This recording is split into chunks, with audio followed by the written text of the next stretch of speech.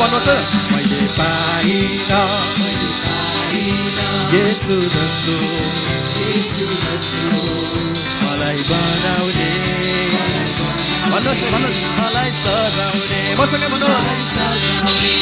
मैले पाइन येशू जस्तो मलाई बनाउने मलाई सजाउने एउटै अवस्था सबैजना फेरि मैले पाइन येशू जस्तो मलाई बनाउने मलाई सजाउने सबैजना है त फेरि मैले पाइन येशू जस्तो मलाई बनाउने मलाई सजाउने म त गाउने छु